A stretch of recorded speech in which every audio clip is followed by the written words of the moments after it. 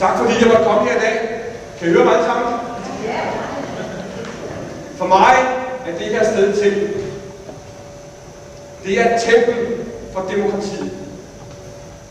Og for mig er det en stor ære at stå her i det her tempel i dag, for det er det, som jeg kæmper for.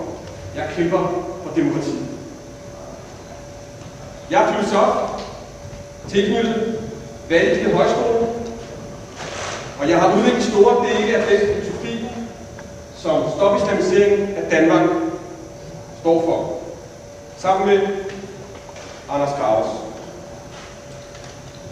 Vi er på vej ind i en krig.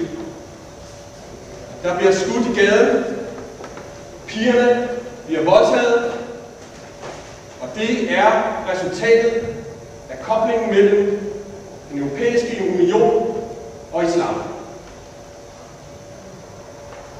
Det jeg vil forsøge at få analysere lidt i det næste foredrag her, det er, hvad der sker, og hvad vi gør ved det.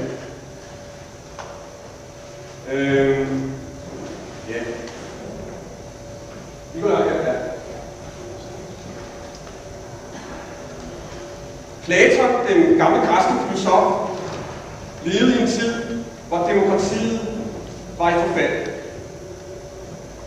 Og det han beskrev dengang, det var en situation, hvor de unge var dem, der blev beundret, hvor der ingen respekt var for lærerne, og hvor loven som idé forsvandt. Altså et multifacetteret afslappet samfund.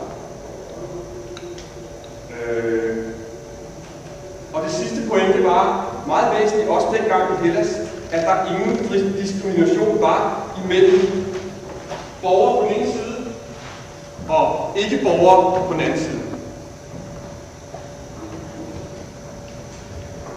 Den euromediterranske union er lige præcis den samme beskrivelse af det samfund, som Platon han oplevede, altså demokratiets forfald i Athen dengang. Det er et multifacetteret samfund. Det er et samfund, hvor man ikke diskriminerer imellem borgere og ikke-borgere. Og det er et samfund, hvor loven bliver nedbrudt dag for dag over det hele. Vi ser det selv i vores gader. Og det er det, der er en af de væsentlige problemer ved vores samfund. I virkeligheden kan man sige, at det euromediterranske samarbejde er en organisation af demokratiets forfald. Der er ikke noget globalt over det. Der er ikke noget fint over det. Det er bare bagsiden af det der smukke demokrati, som man har organiseret. Så det er bare forfald, der er organiseret.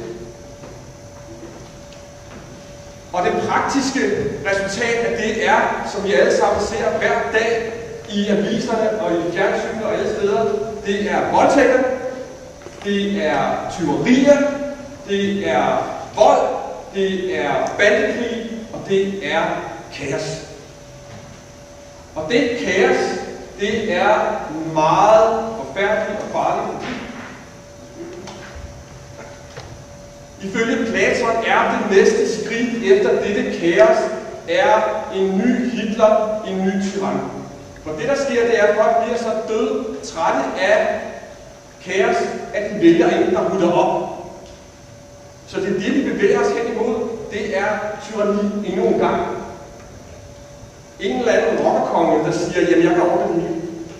En eller anden forfærdelig menneske, en kriminel måske, der så rydder op. Og det tyranni, det er det, vi får, hvis ikke at vi herinde og resten af dem, der bekæmper det euromediterranske samarbejde, kommer i gang og får kæmpet for at ændre den bevægelse, som er i gang. Specifikt i forhold til islam.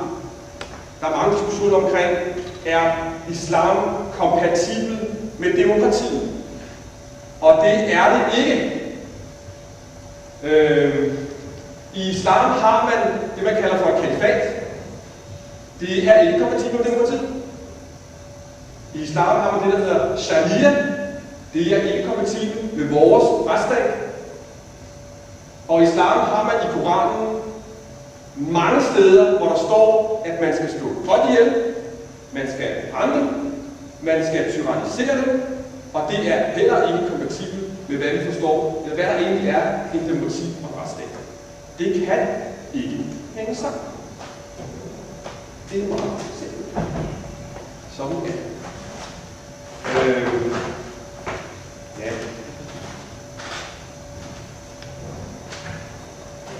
Hvad er så løsningen på det problem, vi står i dag?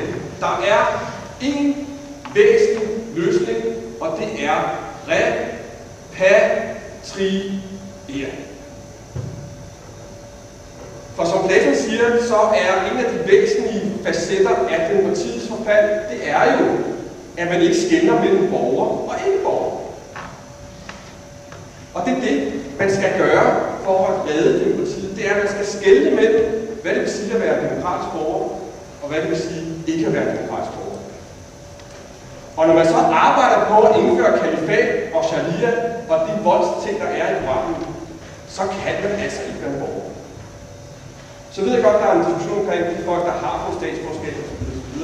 Men vi kan i dag, hvis der bare er politisk vilje til, så kan vi repatriere mange af de muslimer, som ikke er kompatible med vores demokrati, som vi kender det.